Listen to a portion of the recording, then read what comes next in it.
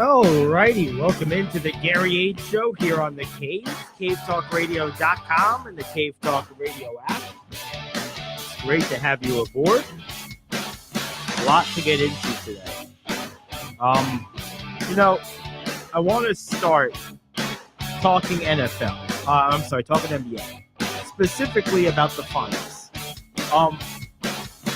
But even more important than the finals right now, or at least not more important, but a more compelling storyline for some, is revisiting the Zion Williamson, Ja Morant, RJ Barrett draft. Now, there was a funny meme that precipitated this conversation that, I'm just going to give credit where credit is due.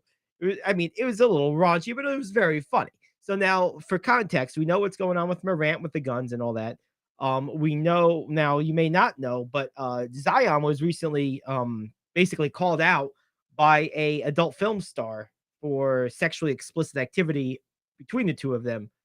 And of course, RJ Barrett has at times been accused of poor shot selection. So there was a meme that had a picture of Ja, Zion, and Barrett in that order. And the word above Zion was above Ja was gunshots. Zion was back shots, and RJ was bad shots. That's pretty funny. Now, but all joking aside, it's really interesting to look back just a few years. And at the time, RJ Barrett was clearly the least intriguing of the three. I'm not so sure that right now, today, I know he's got his foibles as a player. I know he's not a perfect player or even necessarily an all-star, although he's pretty close to that level. Certainly no superstar. But if you were required today to sign one of those three to a significant or max extension, would you not choose RJ Barrett, given the circumstances around the others? I mean, certainly by on-court accomplishment to this point, it's Ja Morant. But he's clearly got issues with the league right now. We don't know how long he's going to be suspended for. My opinions on the severity of what he's done differ than most. I don't really view what he's done as anything more than immature child play, unless there's something to this mall assault charge, which hasn't really been discussed. But I mean, he's definitely the most accomplished of the three. You could still probably make the case that in the short glimmers of all of them playing, Zion has maybe been the most dominant of the three. But those things don't matter. As the old adage goes, the best ability is availability. If you can't be on the court, then you can't possibly make a difference. So if I had a choice today with all the unknowns surrounding the three of them, or the two of them, I think RJ Barrett would be the guy I'd be most comfortable giving a significant contract extension to. Also, he probably won't take the same level of contract to shore back up as the other two, because he's not as good of a player. But he's available, and he's consistently available, and consistently of a certain quality. Now, he is inconsistent in the range of his quality, and that's one of the things that drives you crazy about him. He can one day be one of the better players on the court, and another day be very ineffective. And that's true. But he's on the court every day. And there's something to be said for that. So right now, funny enough, the guy that the Knicks had to settle for, that they kind of landed in their lap, that they were all upset that they didn't get Zion or Morant, which was understandable. Right now, the way things have worked out, he's probably the best of the three. If you're being honest with yourself, would you want to have Ja or Zion on your team right now from the perspective of a front office executive that would have to make a decision and likely pay upwards of 200 million to keep either of those guys for the next, say, 5 years, knowing the baggage they both carry, the uncertainty surrounding them, because the market somewhere along the way is going to bear that for both of them. So that's what you'd have to weigh. You'd have to basically swallow hard and decide, I'm going to pull the trigger on this deal and sign this guy, or you'd have to decide, I'm not going to do that and live with the potential consequences of letting a talent like that walk away and go on to a great productive career for someone else. That's not a decision I'd want to have to make. From that perspective alone, I would rather just have Barrett right now because he's a clean-nosed player who's got his faults, but is readily available, plays every day, and I have a known market for him, and I can basically sign him as I would normally. There's no extenuating circumstances. I think that's significant. I think that's really significant. Right now, today, and I can't believe I'm saying this, but right now, today, this moment, if I had to pick one of those three, to sign long term today, it would be RJ Barrett. And that's crazy. He's certainly the least of the three players, but he's available. He doesn't have problems hanging over his head. Because the problem with these type of problems that Morant has is that even if he outgrows this, these type of reputations have a way of following you around. He could end up being suspended for ticky-tack stuff again in the future. Zion is just an injury risk and doesn't seem totally concerned or super worried about getting on the court as much and as often as possible. He seems very content to just play occasionally, keep up the legend of what he could be if he played all the time, and then collect that money. I don't think I want a guy like that being one of my best players or being my best player. You need your best player to be first and foremost available, but almost as importantly, want to be available, want to play every day. You think Giannis doesn't want to play every day? You think Jokic or Murray doesn't want to play every day? Did you see that awful, like, I don't know what you would even call it, blister, floor burn on Murray's hand? The hand he was grabbing throughout the game 3? Oh, there was a joke about that. Anthony Davis would be out a month, probably more.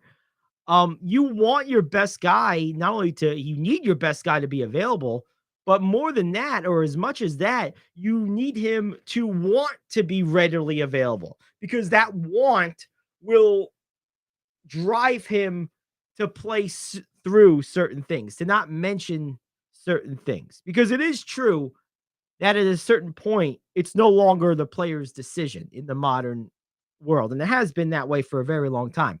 A lot of the decisions to play or not play are made above their heads. But a player that consistently doesn't complain or even intimate about minor stuff will end up playing more games because those other entities, medical staff and organizations, can only limit your play to the extent that they're aware of any reason to do so. Beyond the occasional, they might just make you take a day off.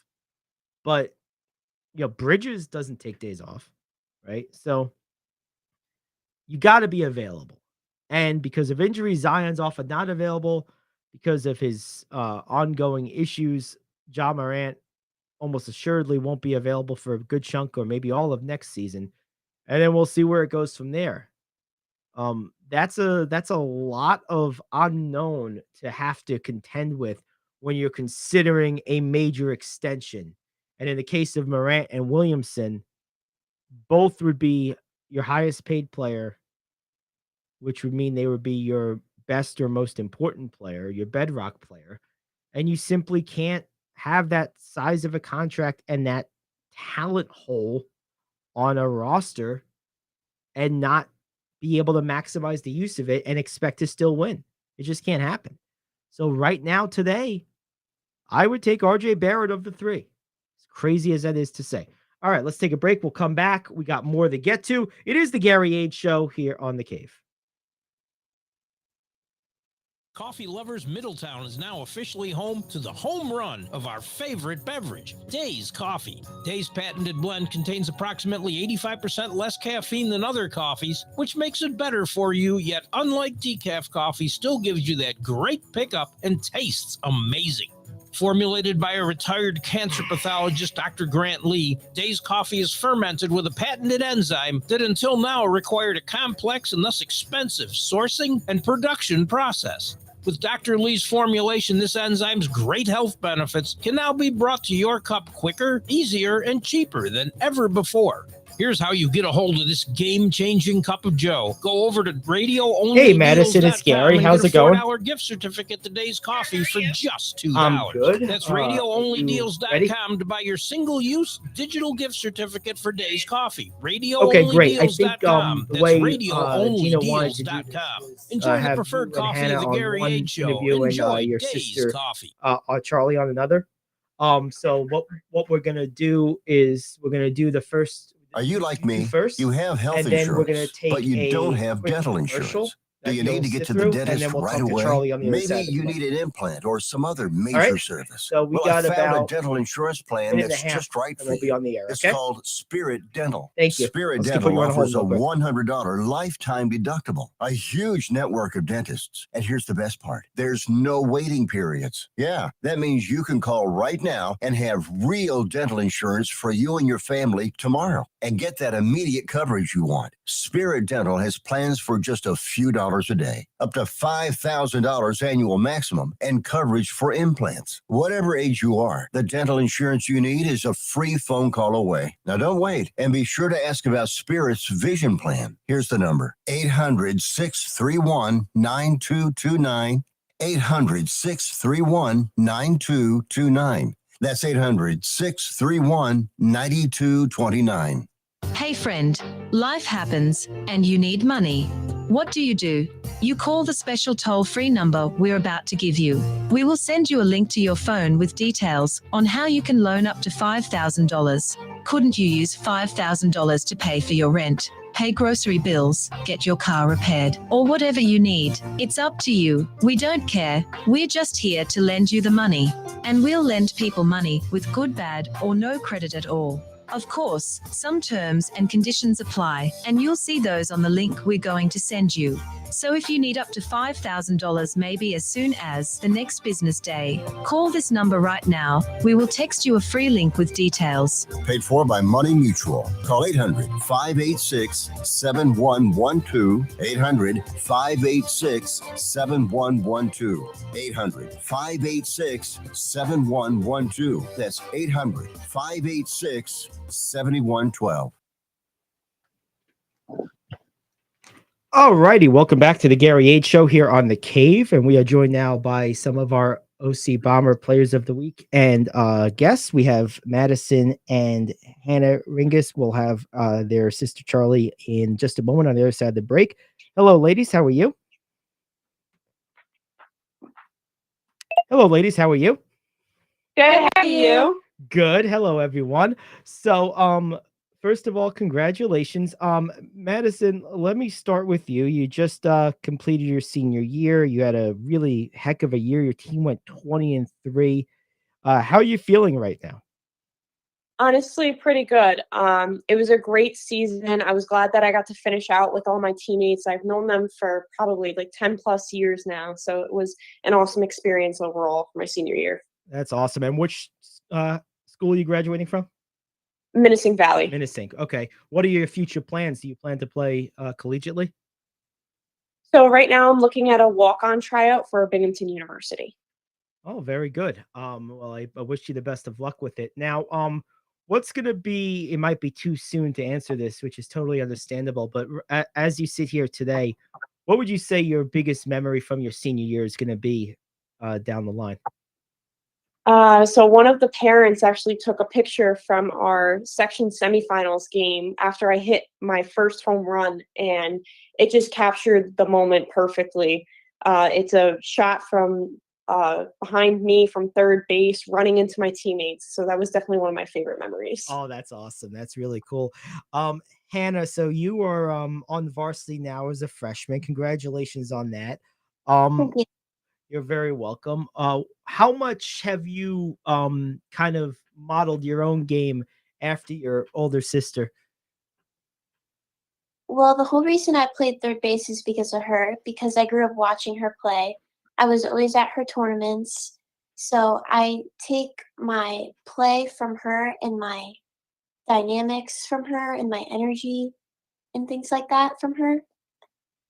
And also she helped me with my hitting too, like my fundamentals.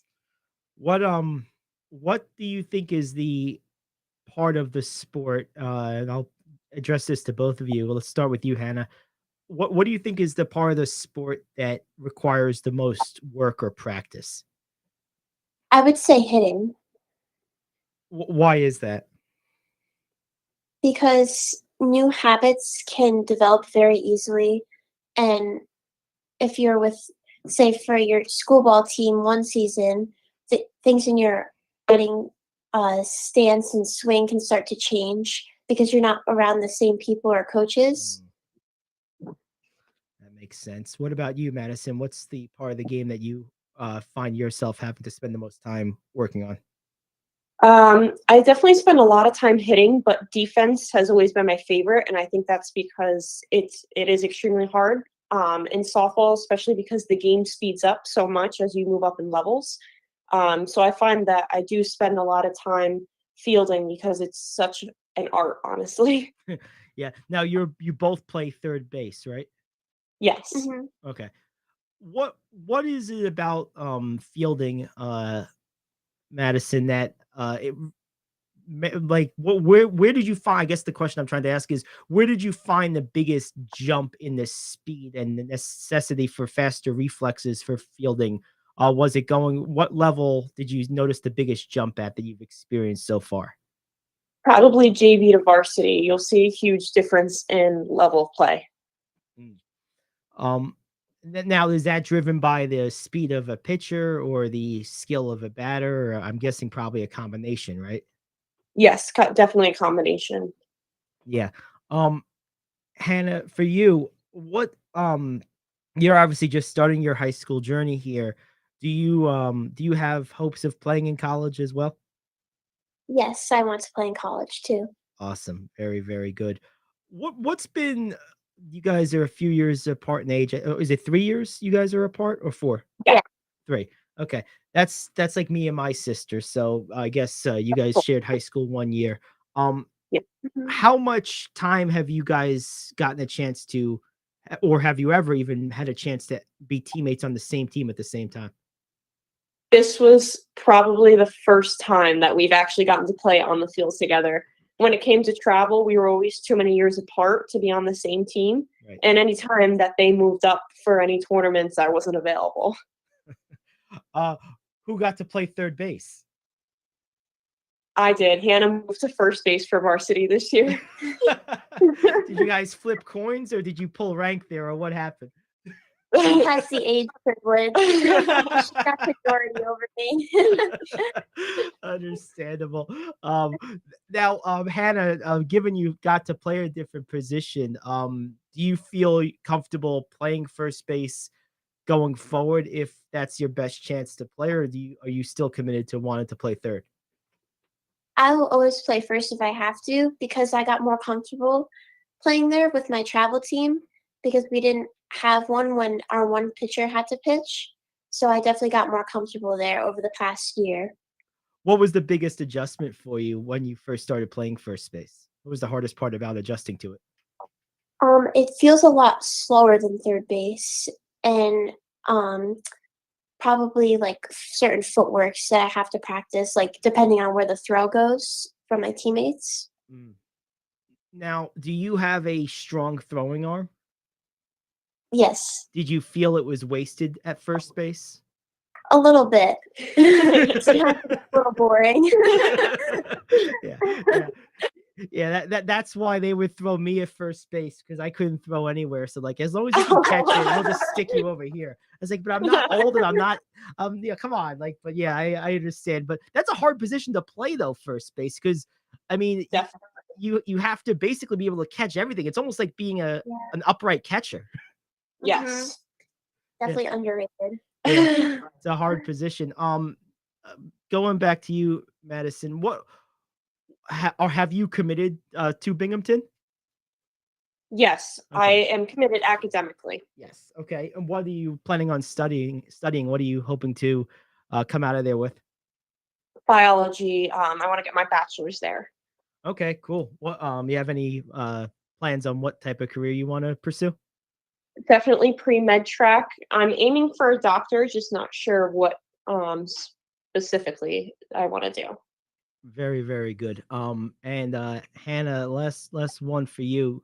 What's gonna be the biggest adjustment for you going into next year with your sister not being here anymore, being up in Binghamton? Well, she definitely guides me from waking me up for school in the morning because I need her for that. I'm not a Double morning getting up. person either. I totally Yeah. understand. Also, not having her there with me on varsity will be an adjustment because she was always there to help me out when I was confused or if I needed help with like signs and stuff like that. Do you return the favor and keep her awake past her bedtime? If she wakes you up in the morning, do you keep her up late at night? Sometimes. She'll keep me up with her geometry homework. That, sometimes. yeah. Oh, that's the best way to put me to sleep. You kidding me? I'm going right to bed if I see geometry. Get out of here with that stuff. Come on now. Biology I can deal with. I actually was good at biology in high school, but Yeah, I love geometry, biology. no. Shapes don't belong in math. It's just numbers. No, that's very true. Numbers, no letters. Triangle. That's right. No, triangles are for, that's for like drawing on paper. I don't need that for math. Madison, last one for you. What to you is gonna be I'm gonna pose the same question to you. What are you gonna miss what's gonna be the biggest adjustment for you now that you two are gonna be in separate places? Definitely the distance. Even though Binghamton isn't far, it's going to be weird not having like my little sisters, my parents around every day. I know it's going to be a good experience for me getting away from home for a few years, but their support and love is going to be missed the most. Yeah, going away to college is a tough thing to do. I remember it very well. And all right, well, thank you two ladies very much. We're gonna take a break. We got the third Ringus sister, Charlie. We're gonna speak to her next. This is the Gary Ayd Show. Back after this here on The Cave. Coffee lovers middle officially home to the home run of our favorite beverage, Days Coffee. Days patented blend contains approximately 85% less caffeine than other coffees, which makes it better for you, yet unlike decaf coffee, still gives you that great pickup and tastes amazing. Formulated by a retired cancer pathologist, Dr. Grant Lee, Days Coffee is fermented with a patented enzyme that until now required a complex and thus expensive sourcing and production process. With Dr. Lee's formulation, this enzyme's great health benefits can now be brought to your cup quicker, easier, and cheaper than ever before. Here's how you get a hold of this game-changing cup of joe. Go over to radioonlydeals.com and get a $4 gift certificate to Days Coffee for just $2. That's radioonlydeals.com to buy your single-use digital gift certificate for Days Coffee. Radioonlydeals.com. That's radioonlydeals.com. Enjoy the preferred coffee of the Gary Ayd Show. Enjoy Days Coffee. Alrighty, we're back here on the Gary Ayd Show here on The Cave. Check us out, cavetalkradio.com. Also, download the Cave Talk Radio app. We're at about 500 downloads now. Really good stuff. So if you haven't done so already, head over to the App Store or the Google Play Store and hit that download button. It's Cave Talk Radio is the app for all of our great shows. Following me will be Rick Tittle. So definitely stay tuned for that. Right now, we're speaking with Charlie Ringus, the third of the three Ringus sisters. We spoke to Madison and Hannah a moment ago. It's Charlie's turn now. Hello, Charlie. How are you? I'm good. How are you?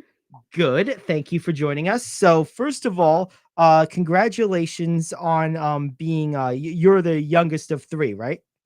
Yes. Yes. So congratulations on having a very good year.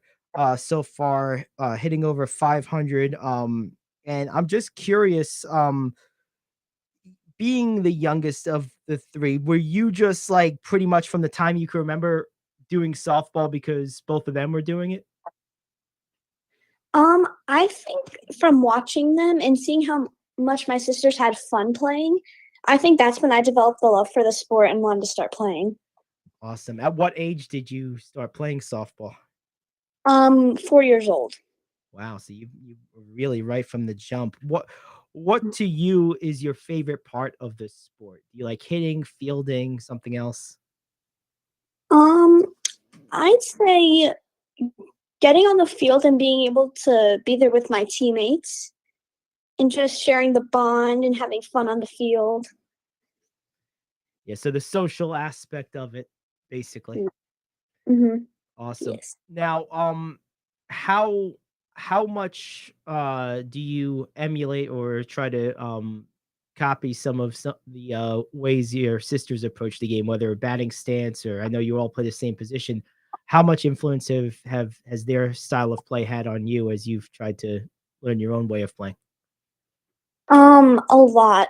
I love watching them play and seeing the way they do things. I look at the things that I do and see if I can change them in any way to be like my sisters. That's really cool. Now, what's been for you your favorite part of the actual like process of getting better at softball? Do you enjoy batting practice? Do you enjoy working in the field? Like what part feels fun to you and what part maybe feels more like work? I think my favorite part is probably hitting, getting to work on my swing. There you go. Where have you where's been your favorite place you've gotten a chance to play? Probably third base. Oh no, I meant like location. I know you obviously with the Bombers, so what field or place or whatever. Um, I actually like playing at the Bombers facility. Yeah, that's a good spot. And Broken Ropes is very good too. In Chester, yes, that is a nice place. You get those wonderful onion smells out there by the Bombers facility. Yes. I used to work out over there. I know just where it is. Last couple of things. Where do you most feel you have the room to grow? Like right now, where do you think you have the most room to get better? Um,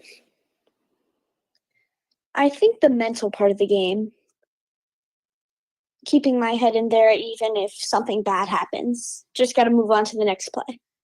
Makes total sense. And last thing, when's your next game or tournament? I think in 2 weeks Okay. I have a tournament. All right. Well, hey, enjoy. Keep playing very well as you have. And thank you, all three ladies, for joining me today. Thank you. Thank you. All righty. Bye, everyone.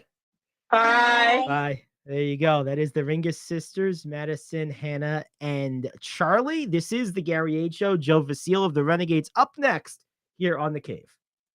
Do you want to save money on your next flight? Then pick up the phone and call. That's right, call. Because the best prices are not online. They're with SmartFares. See, SmartFares has special deals with the airlines. When they have unsold seats, they use SmartFares to fill them. So you get airline tickets at crazy low prices. They have access to great prices and discounts at over 500 different airlines. Plus 300,000 hotels and rental car companies. Their prices are too low to publish online. With the extra money you'll save, you can book another trip or treat yourself to dinner or shopping. So stop searching all of those travel sites to find the lowest price on your next flight. Let one of our SmartFares expert travel agents find the best price for you. Call SmartFares today and get ready to see the world with a fat wallet. 800-370-2460. 800-370-2460. 800-370-2460. That's 800-370-2460.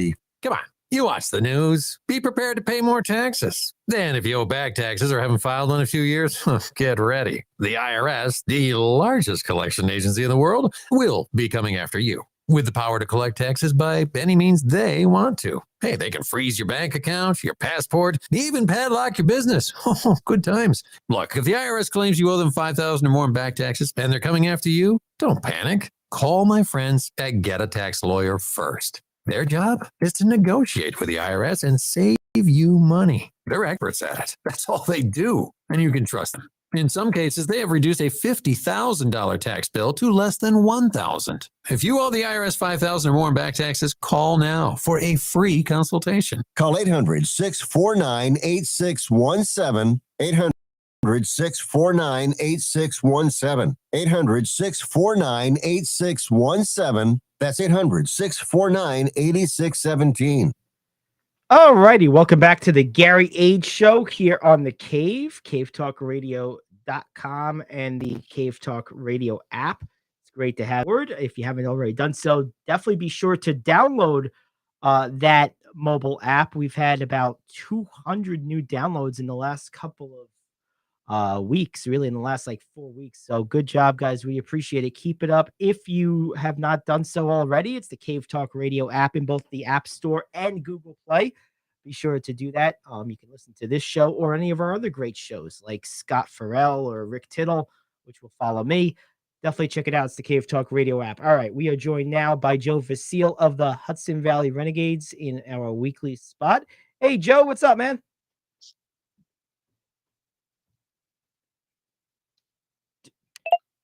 All right, Joe, can you hear me? Yes, I got you. There we go. Okay. Helps to unhit the mute button. What's up? No worries. I'm doing great. How are you? Not too bad. So, first of all, how did the team, I know the game was obviously canceled the other night. You guys played a doubleheader. We'll get to that in a second. That was some weird stuff, huh? With the Canadian wildfires. Yeah, it was really wild. So on Tuesday, it got a little rough later on in the game. You could kind of start to smell smoke a little bit in the 8th and 9th innings. But you know, it was fine. It was nothing that couldn't be played through. But then Wednesday was just a wild day where it wasn't overly bad here down the Jersey Shore. Ultimately, they made the decision. The AQI was in the 160s, 170s, and the thresholds to really trigger a lot of things was in the 200s. But it was in the 160s, 170s when they decided to postpone the game, do a doubleheader on Thursday. And that really proved to be the right decision because things continued to get worse later on in the day. I mean, by 8 o'clock, which for a 7 o'clock start, we're right in the middle of the game. It was pushing 400 for that AQI. It got really, really bad down here on Wednesday night. And so right decision, but I know it was just one of those bizarre things, just talking with guys. No one's ever been through anything like that, having a game canceled or postponed because of air quality. But just another story to tell for what's been an interesting season already. No question about it. It goes to show the difference in perspective based on where you live, because obviously stuff like this is like pretty much like almost seasonal for our friends on the West Coast, but here on the East Coast, it's about as rare as an earthquake, right? Or maybe even more rare. It's just a whole different ball game. Now you guys over the last couple of games since we last spoke, a bit of feast and famine. You really put it to Aberdeen the last 2 games of the series. You won the last 3, the last 2 of the Aberdeen series and the first one of the Jersey series, excuse me. And really with Aberdeen, you had the 9-0 shutout Sunday. Then you come back on Tuesday and the offense continues to hit 13 runs. Then, of course, the Wednesday game, like you said, is postponed. And you come back Thursday with the doubleheader. Very frustrating turn of events. 1 run in 2 games, both losses. Tell me how the team's feeling right now with a bit of the roller coaster feast and famine offense over the last week. It's funny because it's not even just the last week. It's been like this a lot this season where they've had stretches where they put up big run totals, tons of hits, and just are clicking on all cylinders offensively. And then there'll be a few games where everything just goes completely dry and there's no offense. And, I think on a certain level, there's definitely a sense of urgency with this team. They realize there's 12 games left in the first half, and got swept in a doubleheader yesterday where you scored a total of 1 run across the 2 games. And now you're in a tie for first place. You're no longer in first place by yourself. You're only a half game up on Jersey Shore, who's in 3rd right now. You've got the tightest race in all of minor league baseball. And this is a team that knows that, like, they got to start playing better, if they want to make the playoffs. And, they're 4-6 in their last 10 games. A little bit of a rough start to the series last week against Aberdeen, dropping the first 4 before winning the next 2 over the weekend. And then yesterday, after a really strong offensive game on Tuesday, just not being able to hit. It's definitely a juncture where I think there is that mindset of this team, like, hey, we gotta get it together on the offensive end. The pitching has done its part. I mean, the bullpen has been fantastic. The starting pitching has been out of this world for the last week. One of the top starters ERAs in all of minor league baseball, just a 1.35 for the staff since last Wednesday for the starters. It's been a really great sustained run. I mean, you look at yesterday, right? You lost 1-0 in game 1, 2-1 in game 2, and in total you gave up 3 runs in a doubleheader on 6 hits. And if you were to look at that going in, you'd think, all right, we're probably going to put ourselves in a good position to sweep. And it ends up being a situation where the bats never found, and you ended up getting swept by Jersey Shore. Zach Messenger had such a hard luck loss, which has been a thing for him throughout his career, but he gave up 1 run in 5 innings, 3 hits, struck out 6, and expect to win those games. Yeah, and he got tagged with the loss. It's the second straight start for him, though, that the team has lost 1-0.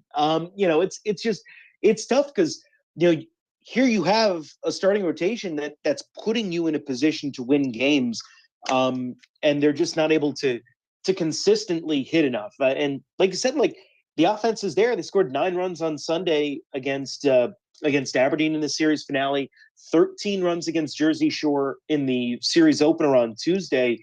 But it's that kind of Jekyll and Hyde mode that this offense goes into sometimes.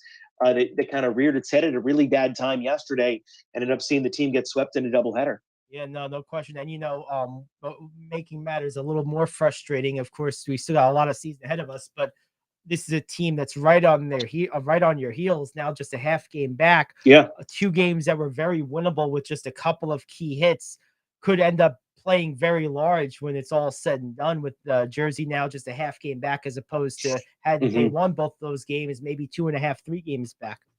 Yeah. And the flip side of that is, there is a lot of season left, but there's not a lot of first half left. There's 12 games. It ends 2 Thursdays from now, and the Renegades are in Brooklyn. So there's only 1 more full series to go, and that's next week against Rome, back at home. And so the time is pretty short because the records reset to 0-0. After I think it's the 22nd, 23rd, something like that.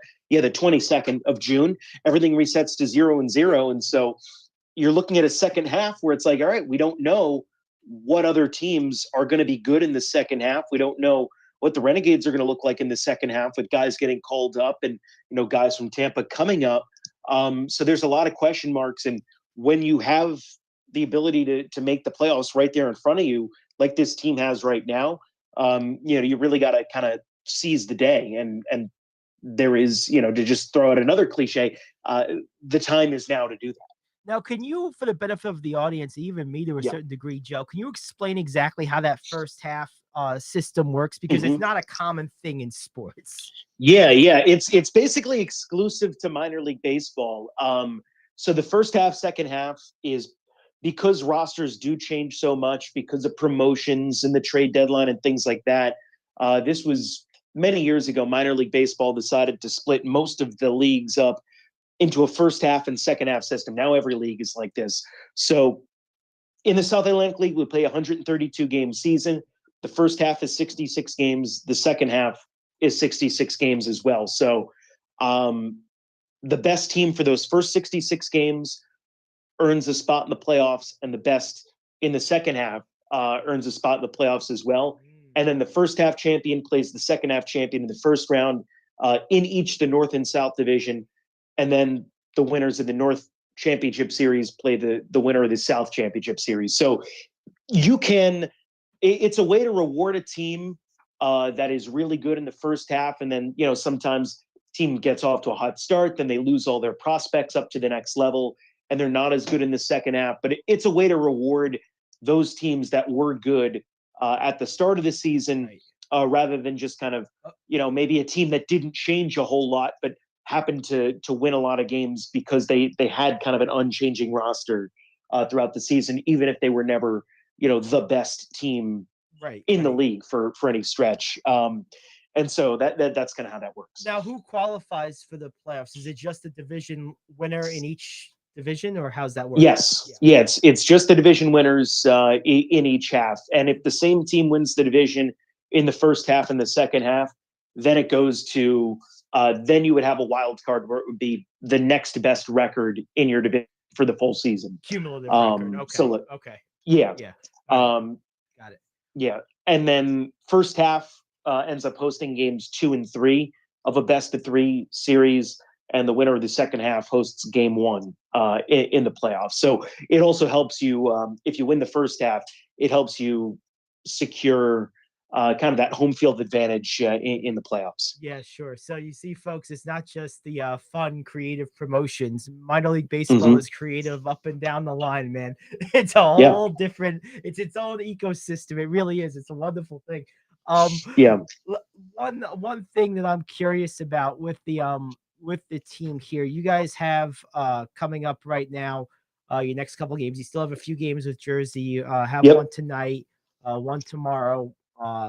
Then you have a little another game on the 11th, then a day off before coming home to Rome. What with these couple of games left and them being sort of on the heels, only a half game back, and the first half coming kind of to a rapid close here. Where is the team's like, I guess, mind with all this, and where's the manager with all this in terms of really trying to keep the team loose but focused at the same time? I think we talked about it, whether it was last week or 2 weeks ago, where that just kind of, that is Sergio's way of doing things. He is a very laid back guy. He's been there before. He's been a position player. He's been a pitcher. He's had triumphs and successes, and he's had failures in both roles. So, anything that this team is going through, he's been through as a player. And so he can really relate to the guys offensively who are going through slumps, or the guys who are tearing the cover off the ball and things like that. Because, throughout this, there are some guys who are playing really well. And a lot of it just comes down to that. And the idea that, look, we as a team are going to come to the ballpark and we're going to put our work in every single day like it's any other day. And, if we go out there and do that and really focus on the process of trying to improve, trying to develop as ball players, the results are going to translate into the games. And that's really what it is. And not for nothing, I think the Yankees would prefer that as any parent club would prefer for their minor league affiliates. I mean, yes, they want them to win, but first and foremost, it's about getting that work in and coming to the ballpark with that mindset. And Sergio really, really has that mindset, and it bleeds down to the team. And I think the ancillary benefit of that is that it does create some looseness. I mean, look, as a competitive, they want to go out there and win. They want to play well.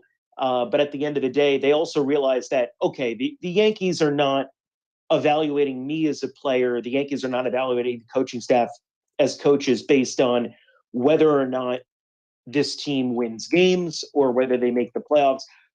They're evaluating them all based on, okay, are we improving? Yeah. Are we hitting our individual objectives? And I think that takes a lot of pressure off the team to win. I mean, yes. They want to win, but it does help to make them a little more loose, because they don't feel like there's this overbearing pressure to win that, games. oh my God, we got to go out there and win. Right. It's we got to go out there and do our thing. And if we do our thing, then we're probably going to win more times than not. Yeah, it's very, very different. That's a great explanation, Joe. It's a very different mindset and objective at the minor league level with because everyone's trying to move up, and then you do that by playing well.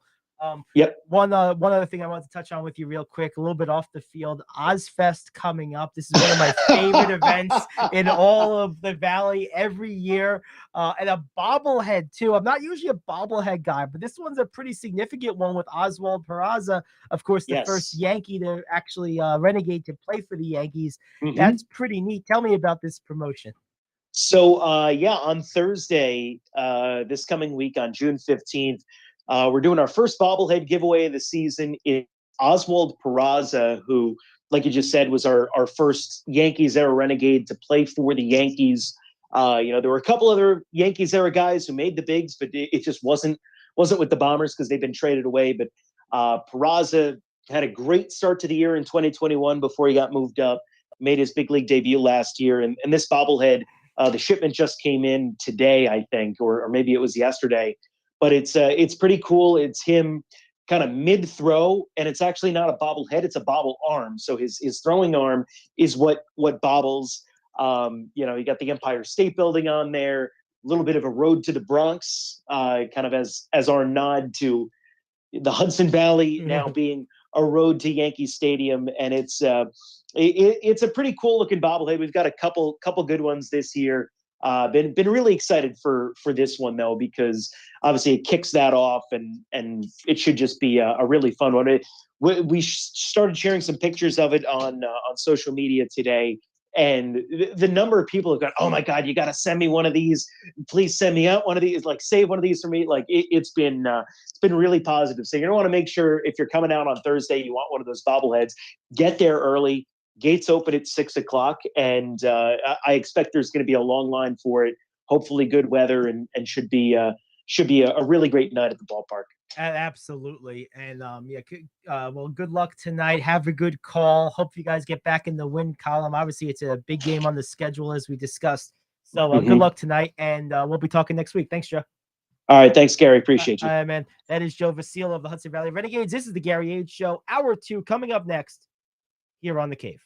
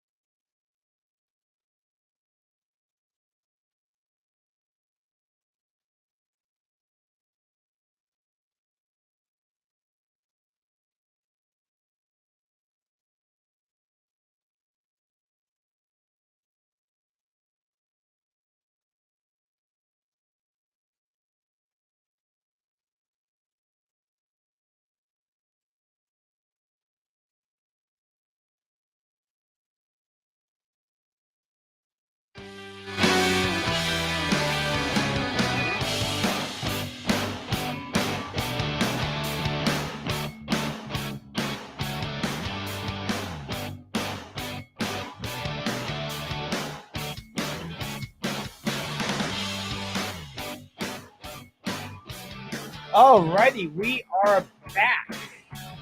That was a silent break, and it is hour 2 of the Gary Ayd Show here on the Cave.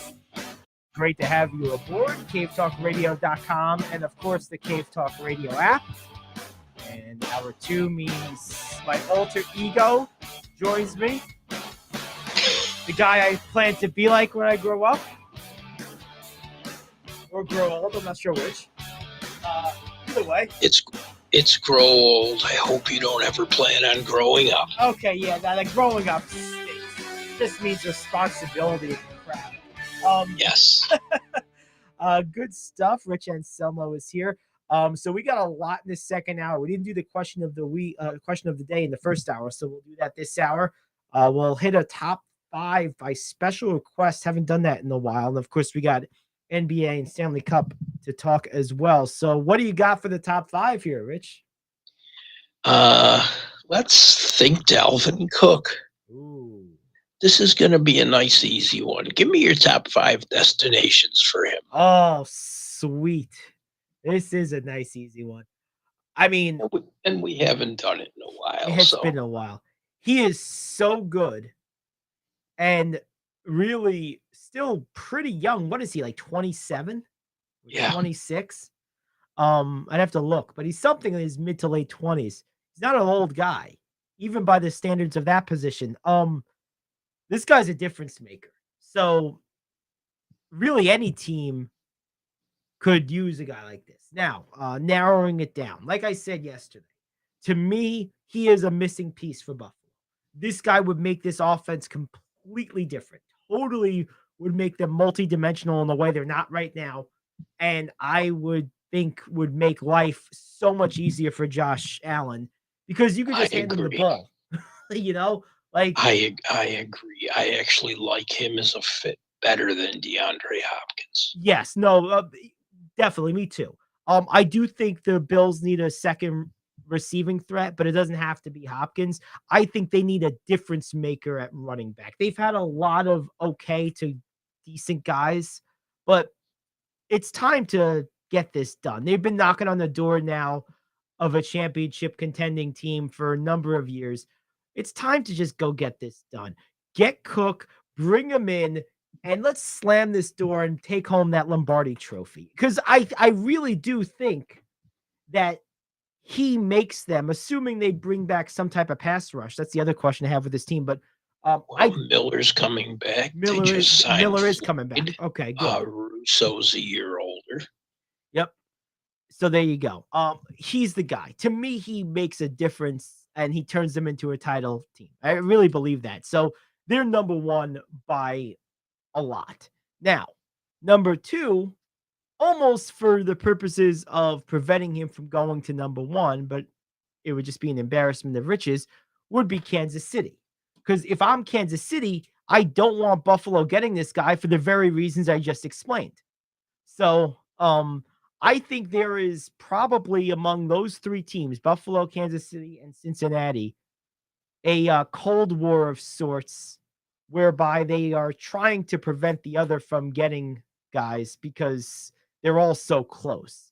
I mean, I know I would be thinking that way if I was in the front office of either of those teams. Almost as important as who I get is who do they not get? Because we're all so bunched up. You know the Bengals want to move on from Mixon. Yes, that's true. Now, the reporting is, and Dylan just put this in the chat, that his agent is saying Miami is the leading choice. I personally, I don't know. Like, if I was going to pick the top 5 places where his presence would make the biggest difference, that wouldn't be in my list. And remember, Miami's home. Right. No, I get that. I'm doing this. My criteria is where do I think he moves the needle the most? But yeah, because I can't get inside the guy's mind. I don't know what his priorities are. Is it going home? Is it playing with his brother in Buffalo, which would kill 2 birds with 1 stone? Is it maximum money? I don't know. But Buffalo to me would be number 1. because Buffalo is he's such a difference there. If I was Kansas City, I would be in on this guy to prevent him from going there. Another place I think you can make a big difference would be with the Jets. The Jets offense. He was on my list too. Yeah, they're very mediocre. We don't know what kind of health we're going to see from Hall this year, and he was obviously a rookie last year. They don't have a ton in the receiving core. Obviously, they just got Aaron Rodgers. I think adding in a proven back like this would make the Jets a lot more dynamic offensively, and give them sort of a go-to or a foundation in their skilled player department. And Dylan says, go to Buffalo, move your parents there. It's a family reunion. Yeah, or a family disunion. You're like, you moved me from Miami to this place? Have you been outside? I raised you better than this. Yeah, you can always go inside. You go out in that humidity and try to breathe. Oh, I totally agree with you on that. No, you're not going to hear any arguments from me. But I would put the Jets at 3. I think an interesting team for him would be, I almost said San Diego. The Chargers are interesting. Eckler's a really good power back, but he can get kind of sluggish at times. I think a two-headed monster of Eckler and Cook would be quite impressive to go along with Justin Herbert. Okay, yeah, I don't disagree with that. And I think the Chargers last year were probably the biggest disappointment to me. I think they have too much talent to be as mediocre as they were last year. I expect a bit of a bounce back. I think the Cowboys make Dylan points that out. I think the Cowboys do make some sense to go along with Tony Pollard, similar type of setup to the one I just described with the Chargers. Maybe a lesser team that needs a foundation. Take a team like Indianapolis, for example. They have a lot of problems, a lot of holes, and they're still a little ways away. Adding in a runner of Cook's caliber could allow them to at least stabilize. Well, what about Pittsburgh? Look, Pittsburgh, there's a lot to be said with Najee Harris right now. He's had some injuries. He's had some inconsistency. I think the jury's still out on him. He's clearly a power back more than anything else. I think Cook would really revitalize Pittsburgh. It would give them a dimension and dynamic of big play potential that they don't really have right now. What's your take on the Rams? The Rams are a team that wants to go back to a Super Bowl. Yep, the Rams are an interesting one. I hadn't thought of them. That's a good one. They have obviously a lot of win now type of motivation, so that makes a lot of sense. I thought about Seattle, perhaps. They've always been able to maximize running talent. Yeah, the Colts do have the best running back in the league, though. That's the only thing, but that's all they got. Yeah, I guess the Colts are. That is true. They don't really need him. Jonathan Taylor is a beast. But yeah. All right, so we'll take the Colts off the list. I kind of somehow forgot about Taylor. I don't know how I did that, but good call, Dylan. Let's go with okay, I'll narrow it down. 1 to me is the Bills. 2, almost for espionage purposes, is the Chiefs. No one's going to the Lions. No. Number 3, I'm going to go with the Jets. I like your suggestion of the Rams, Rich. I'm going to put them at 4. And number 5, I'm going to go with I think I'm going to go with the this is tough. It's the Chargers. It's the Cowboys. You put the Jets somewhere. I put them at 3. Okay. So far I have Bills, Chiefs, Jets, and number 4 was the Rams. And number 5, I'm going to go with the Pittsburgh Steelers. I think he would add a dynamic and explosiveness to that team. I'm not a fan of Kenny Pickett. I don't much believe in him. I have questions about Harris besides short yardage situations and his ability to stay healthy. Pittsburgh has a rich history of productive runners. I think they desperately need a playmaker, a big play type of guy. And I think they could get him at a reasonable price. I would go with the Steelers. So that's my 5. Sounds good. Yep, there you go. You don't That's often good. see a back of this caliber available this late into free agency. This is kind of unique. You know, we know Fournette and Zeke have been kind of sitting out there, but Cook's better than both of those guys. Yeah, if Cook went to the Eagles, that would be almost unfair. That would just be not right. Or if he went to the Niners, because Samuel is more or less a receiver at this point. Yeah, let's not do that. I think the Bills really should sign this guy. I really do. His brother's there. They need him. It adds a dynamic they don't currently have. It takes a lot of pressure off of Allen and Diggs, and it makes the receiver need much less pronounced because now you have to commit defensive resources more so to the box and to preventing this guy. So you can get away with lesser receiving talent than you would if you don't sign a difference-making back. So it has ripple effects with that team specifically, which is why it's my top choice. So there you go. All right, cool stuff. Well, let's do the question of the day next. Then we'll get into the NBA and the NHL finals.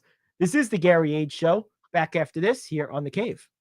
Coffee Lovers Middletown is now officially home to the home run of our favorite beverage, Days Coffee. Days' patented blend contains approximately 85% less caffeine than other coffees, which makes it better for you, yet unlike decaf coffee, still gives you that great pickup and tastes amazing.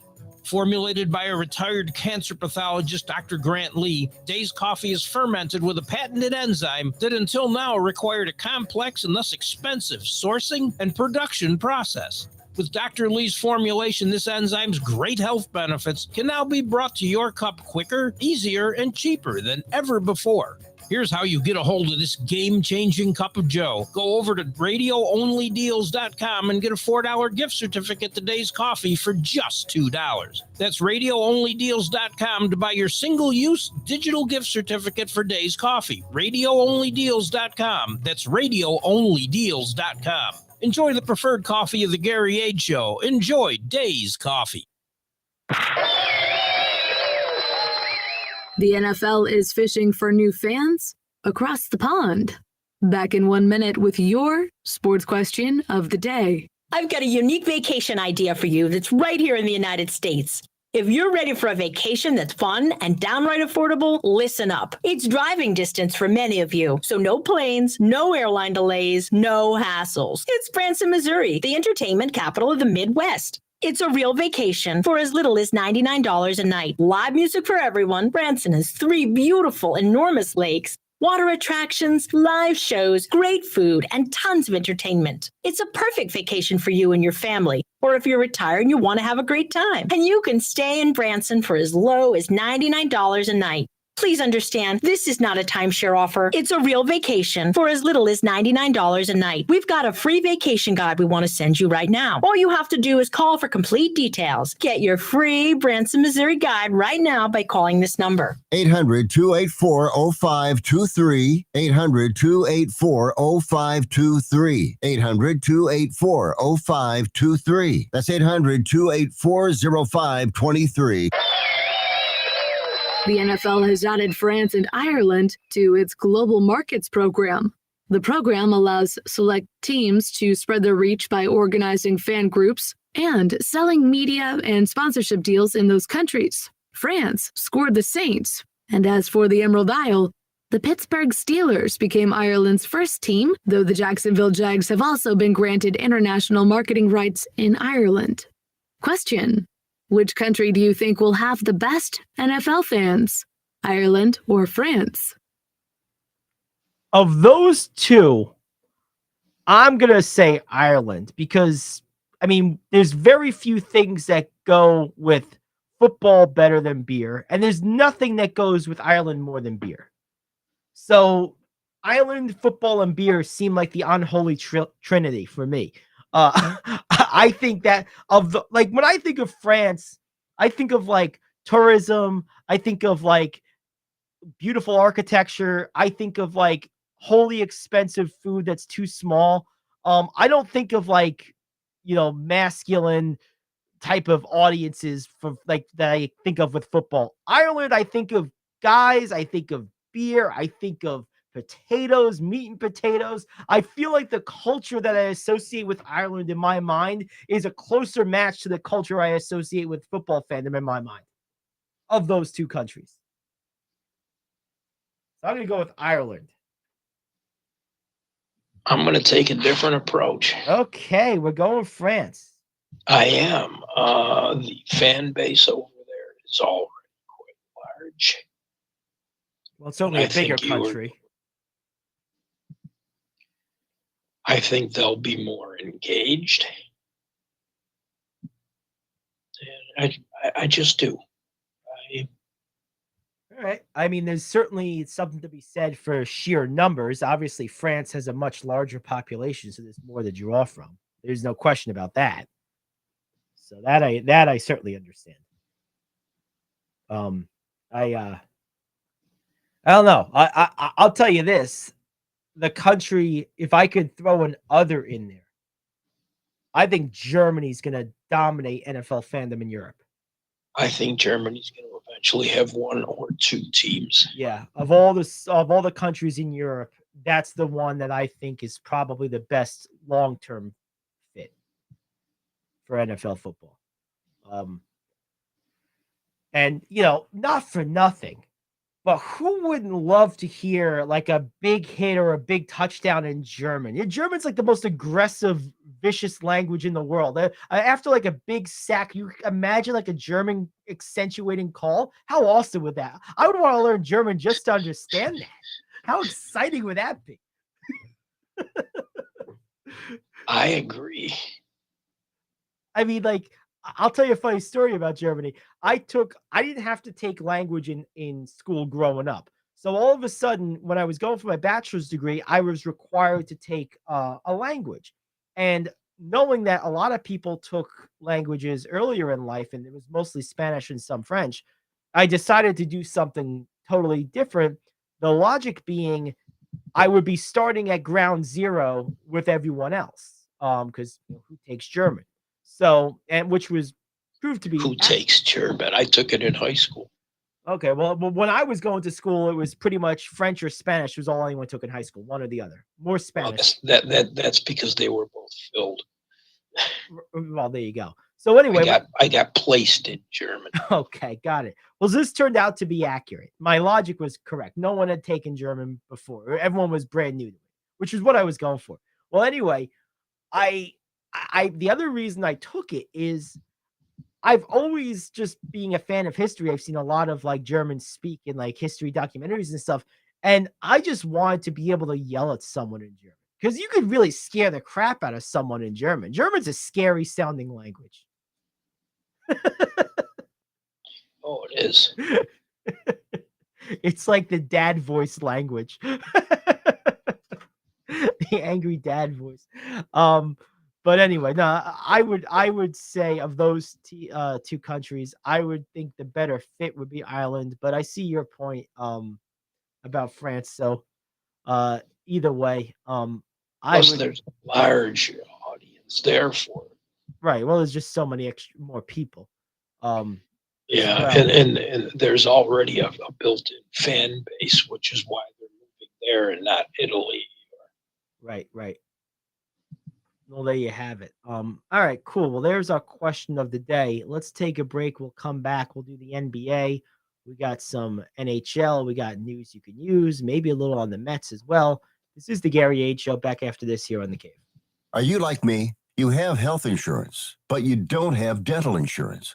Do you need to get to the dentist right away? Maybe you need an implant or some other major service. Well, I found a dental insurance plan that's just right for you. It's called Spirit Dental. Spirit Dental offers a $100 lifetime deductible, a huge network of dentists. And here's the best part. There's no waiting periods. Yeah, that means you can call right now and have real dental insurance for you and your family tomorrow and get that immediate coverage you want. Spirit Dental has plans for just a few dollars a day, up to $5,000 annual maximum, and coverage for implants. Whatever age you are, the dental insurance you need is a free phone call away. Now don't wait, and be sure to ask about Spirit's vision plan. Here's the number: 800-631-9229. 800-631-9229. That's 800-631-9229.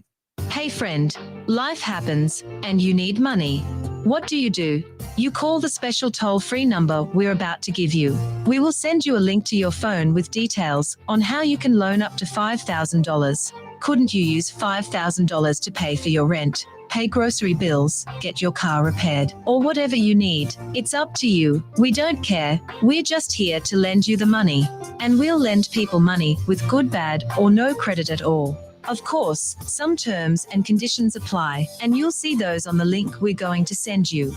So if you need up to $5,000 maybe as soon as the next business day, call this number right now. We will text you a free link with details. Paid for by Money Mutual. Call 800-586-7112. 800-586-7112. 800-586-7112. That's 800-586-7112. All righty, we're back. So before we get into the NBA talk, let's do some NHL first. What do we got going on with the Stanley Cup Finals, Rich?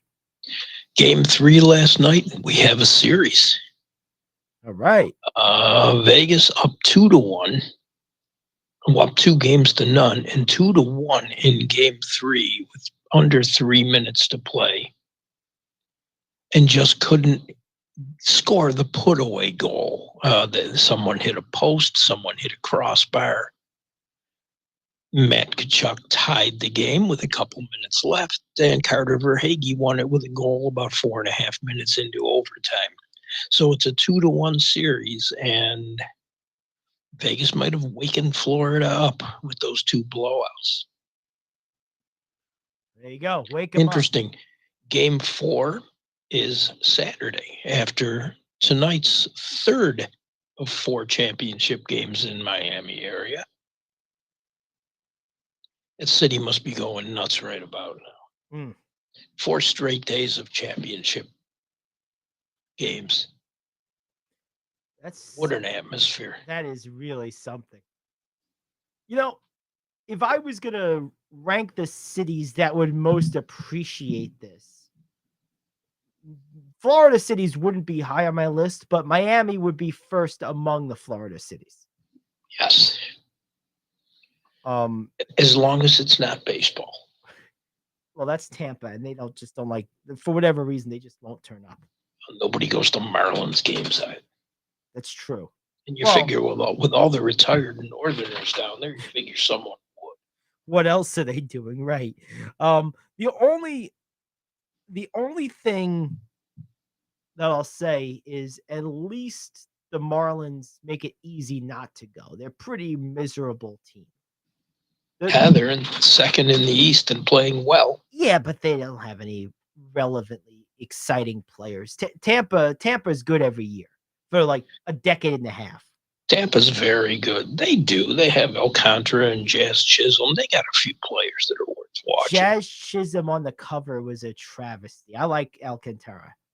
I do. Like Chisholm's cool, but like that was. I made a trip to Pittsburgh to watch him pitch. There you go. All right. So there's that.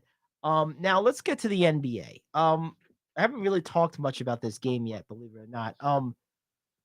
The more I look at this, the more I think that there's essentially one primary factor for both teams tonight, and it all centers around one guy. I think ultimately Miami's going to have to accept the fact that Jokic and Murray are going to dominate. And basically, they're going to have to compensate for that by their plethora of good players playing good around their 2 best guys with Jimmy and Bam. But the one thing that I don't think Miami can overcome, and the one thing that if Denver can get would logically make them, I think, unbeatable for Miami in this series, is if Michael Porter Jr. rediscovers how to play offensive basketball. Because he's been a zero this whole series, and Denver's won 2 games anyway. If he just becomes his normal self at 15 a night, I think Miami's dead.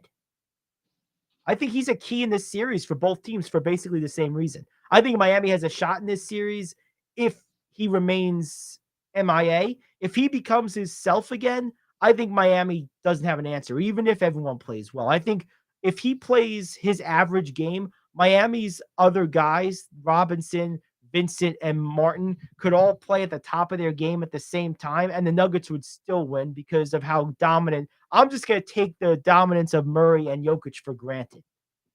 And if Porter becomes his normal self, I just think that overwhelms Miami. I think that turns Denver from scoring 100 to 105 to scoring 110 to 120, and Miami can't keep up with that. That's my opinion. Question for you. Yep. And this was just brought up to me by someone a day ago. If Porter continues to be a pedestrian here, how patient is Denver with him after this series? Oh, after this series, yeah, because this series you just got to run with the guys that got you here. But after this series, that's a good question. I mean, I was talking to a friend about Porter, not specifically that question, but just his general game and sort of my evaluation of him. And he's a confounding player. He's very talented. He's still very young. He missed a lot of time and experience opportunities because he came to basketball a little later and he had that back problem. So there's probably a lot of room there to grow.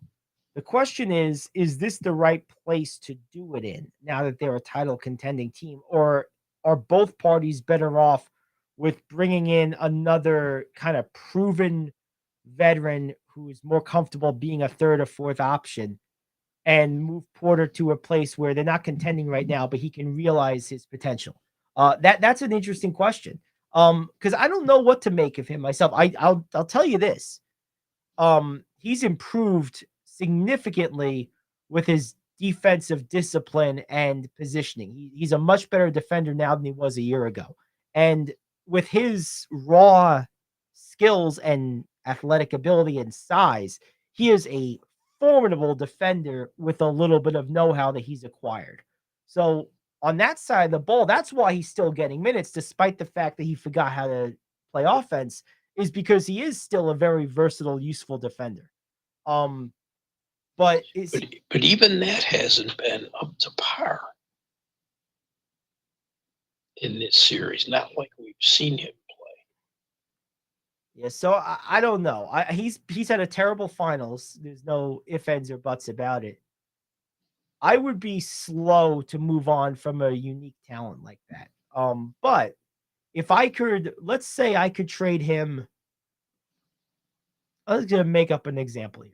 I don't know if the numbers work or not.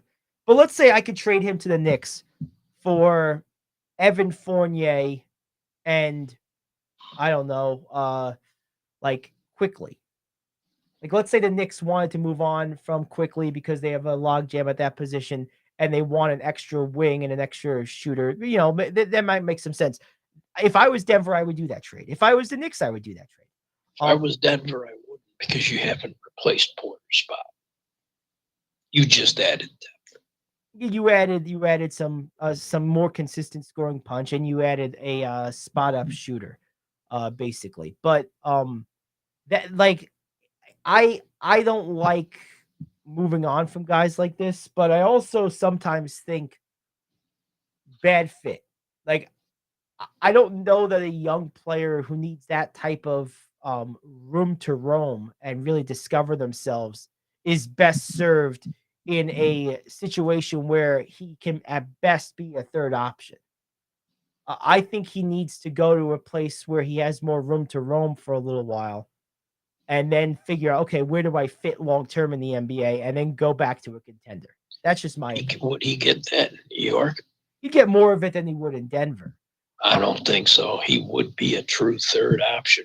And you know how those two number one options love to shoot.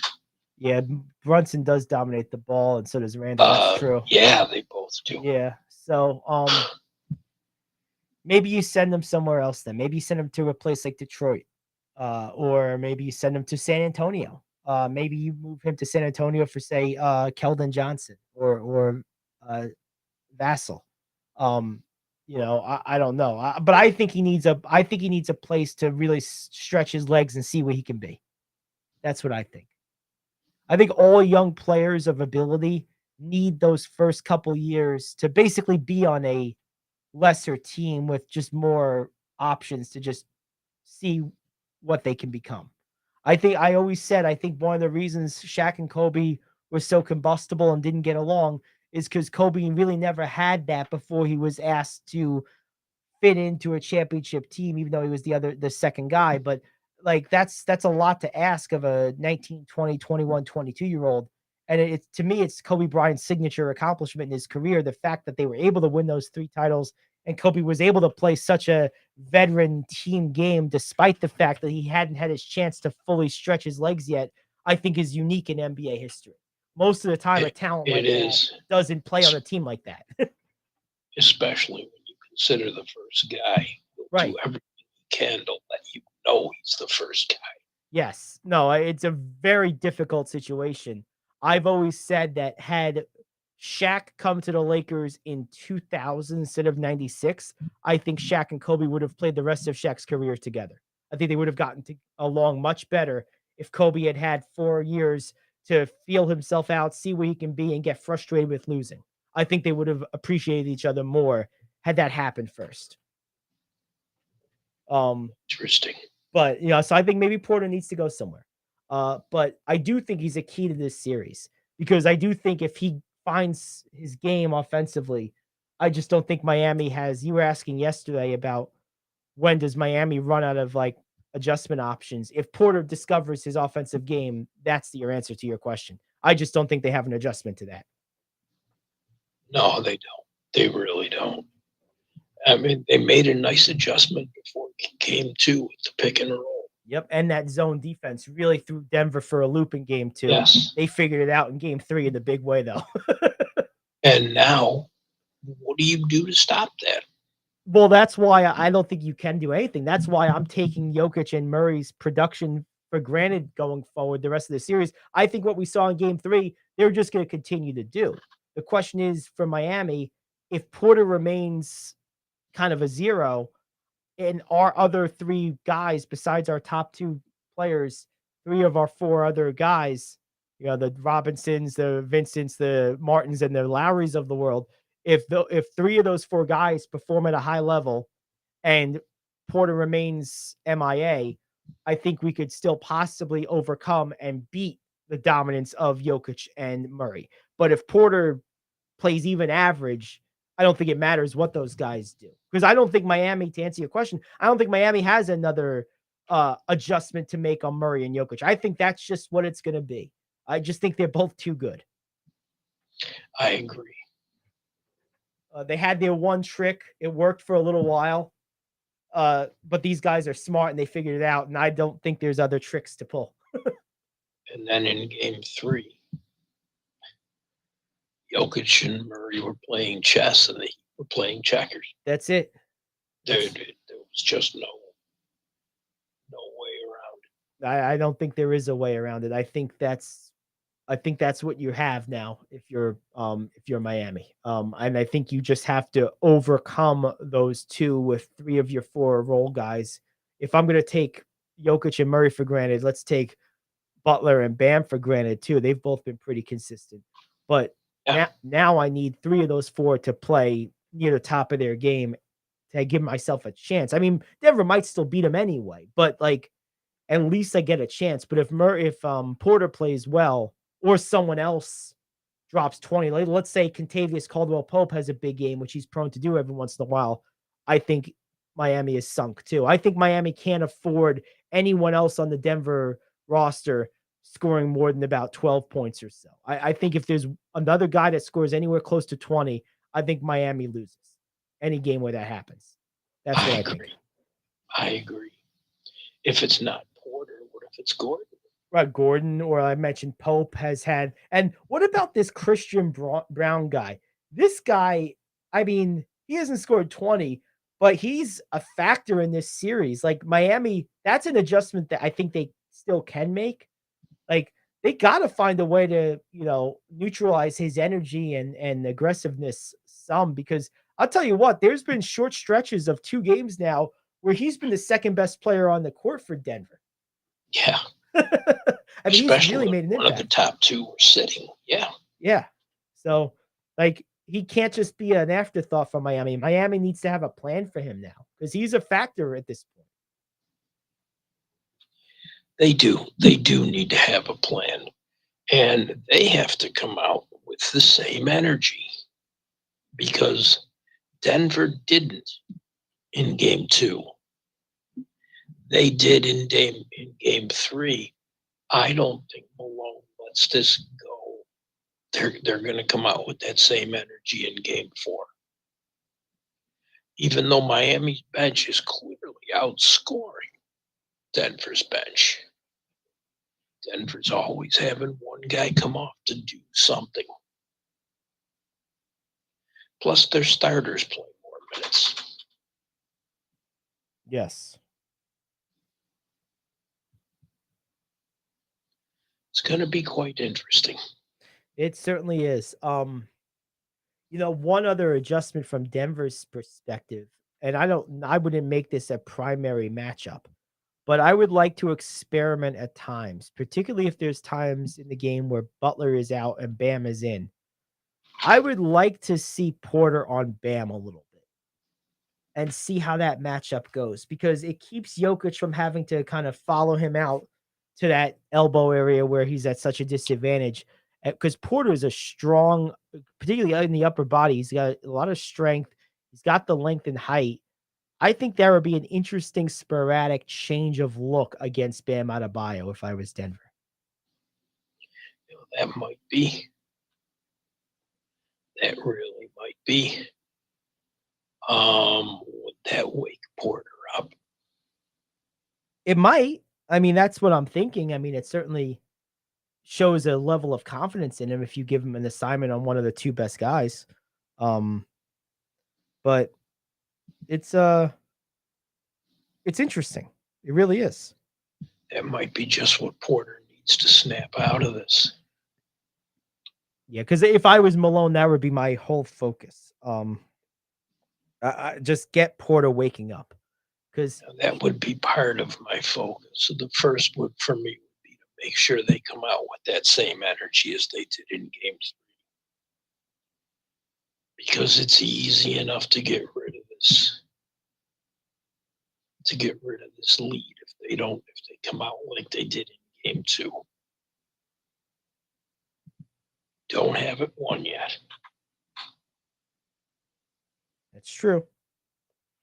That's very true. Very good stuff. I'd like to see them get Porter going or try to do something to get his head back in the game. Yeah, we'll see. All righty. Well, there you have it. Good stuff. Let's take a break. We'll come back. We'll close it out with some news you can use. It is the Gary Ayd Show here on The Cave.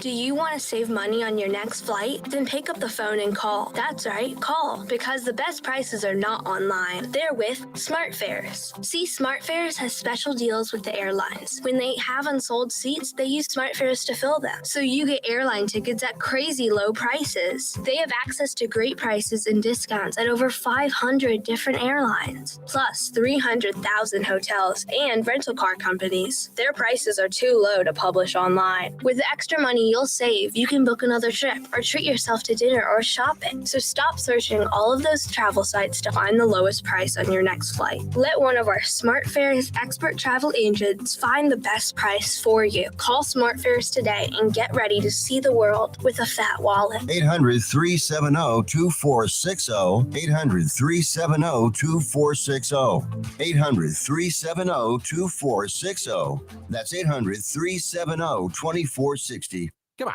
You watch the news. Be prepared to pay more taxes. Then if you owe back taxes or haven't filed in a few years, get ready. The IRS, the largest collection agency in the world, will be coming after you with the power to collect taxes by any means they want to. Hey, they can freeze your bank account, your passport, even padlock your business. Oh, good times. Look, if the IRS claims you owe them $5,000 or more in back taxes and they're coming after you, don't panic. Call my friends at Get a Tax Lawyer first. Their job is to negotiate with the IRS and save you money. They're experts at it. That's all they do, and you can trust them. In some cases, they have reduced a $50,000 tax bill to less than $1,000. If you owe the IRS $5,000 or more in back taxes, call now for a free consultation. Call 800-649-8617. 800-649-8617. 800-649-8617. That's 800-649-8617. All righty, we're back here on the Gary Ayd Show. Last 10 minutes or so of the show. What do we got for some news we can use today, Rich? Let's talk about the Mets. Oh, do we have to? The question I was going to ask you was about the bullpen, and we will address that. But now, knowing that Pete Alonso is going to be out for 3 to 4 weeks, talk to me about adjustments. I mean, I'll tell you, the guy you're going to need some production from is Starling Marte. I think him and Lindor. Haven't had a lot. No, you haven't. I think those two guys, Lindor and Marte, are going to have to both simultaneously step up. Lindor is going to have to be the anchor that Pete's been, and Marte is going to have to hit well enough to protect Lindor so he gets some pitches. Neither guy has been anywhere near good enough to do either role, so I'm not optimistic. But that's those are the two best guys, because there's no real the one fallacy about the Mets lineup is this idea that, like, people say, oh, all that payroll. Well, look at the roster. Well, what is this like? Who in this lineup besides Alonso truly scares you? I mean, there's a couple of guys. I like Nimmo. I like McNeil, but they're singles hitters or gap hitters at the most, right? Nimmo has little power. Launch that grand slam. Yeah, he has a little power, more than McNeil, but he's not you're not going to use him as an anchor of a lineup. Right. You don't have that other than maybe Lindor. If there's ever a time for Lindor to be the player the Mets paid for a few years ago, now is it. Because it has to be. If someone's not going to be that, and he's the only one with the talent to even do it, then it doesn't matter who's protecting him, because there's no one to protect if he's not that guy. They're all basically the same. If Lindor continues to play the way he's played for most of the time he's been on the Mets while Pete is out, you'll have 7 guys in your lineup who are varying degrees of the same level of threat. None of them will scare anyone. It's the same problem the Yankees have when Judge is out, or Judge and or Stanton. There's no reason to pitch to Judge if Stanton's not there. So True. It's concerning, because look, I don't love Canna. Maybe Alvarez is their most intimidating batter right now. He's a 21-year-old catcher. Yeah. I mean, that's not good. That's bad. Very bad. Ugh. What about the bullpen, as long as we're on this topic? I don't know what you can do about that. Bullpen arms are about as consistent as a southern summer day in terms as the weather in the South during the summer. They're just all over the place. They're up, they're down, thunderstorm, perfect skies, hot, cold. You get everything in like one day with relievers. So acquiring relievers is a risky business because you just don't know. And that's why the Diaz injury hurts so much, because he's one of the handful of relievers around the league that you do know. And losing that, you just don't replace that. I said it at the time. There's no way to just fill that in. And that's why they've lost so many leads late in games, because everyone moved up a slot, and that leaves a soft underbelly if you don't get like 7 from your starter, which you almost never do. And it's cost them a lot of games this year. Again, I don't know how you fix that. I mean, I'm more confident, and I would be more in favor of, because of that confidence. I know Diaz is out for basically the year. Pete, hopefully, knock on wood, is 3 or 4 weeks, but I've heard that before from the Mets. But that's a different story. Yeah. I would be more inclined to go get a proven bat, because you need one anyway, even when Pete gets back. I would rather do that than go after bullpen help, just because I don't know you can. Like, it's just such a random. I feel like you're throwing dice when you go after bullpen arms. Yeah. Losing 3 in a row to Atlanta, though. That's crushing. It's crushing. And having a lead in every game. It's brutal. I mean, it's brutal. Now, if you told me we could get Josh Hader, okay, cool. I'm in. But, short of a guy like that, Rich, I don't know how I feel about it. You know what I mean? Because, I mean, unless you get him for nothing. Look, if you call a guy up from the minor leagues, you sign a guy off the street, or you trade like a player to be named later, maybe trade Dave, or my former co-host again. He's like the 5th time he'll be the player to be named later. Well, fine, whatever. But sure he'll appreciate that. I'm sure he'll appreciate that. But yeah, I mean, but I would rather go get a piece in the lineup. Go get go find someone who is not doing anything important. Like, go rescue Chris Bryant from Colorado. He doesn't need to be there. Bring him back to real baseball. Go get someone like that. And warm up the band for Shohei Ohtani. Let's get him here next year, all right? Well, while we're at it, let's dream big. What else we got today? Got my blood pressure up now. How much do you pay Shohei Ohtani? Whatever he wants. He's going to command $50 million a year because he fills 2 spots. That's fine. Give it to him. I'm in. He's the most unique player in baseball. He's got to be the highest paid player. He will be. He deserves to be. He's productive. Bring him in. I'm totally down. Let's do it. Okay, another baseball question. To what team is this weekend series more important to? The 4th place Yankees or the 5th place Red Sox? Ooh. They're facing off against each other. Interesting. I'm going to say the Red Sox, because if the Yankees, worst case scenario, gets swept, they're basically still right in the thick of things. If Boston, they're still ahead of the Red Sox. Yeah. Right. If Boston gets swept, not only are they pretty buried, but it also, I think, could generate actual changes. Like, I could see firings and fire, the beginnings of working on, selling off talent. Like, I think it could actually trigger an organization. Maybe the Mets could get some bullpen help. Yeah, that's right. Let's go. All right, let's go, Yankees. Get them. 10-5 lead against Atlanta, and I was watching some of that game. Ugh. And, oh, man, all of a sudden it's 10-6, 10-7.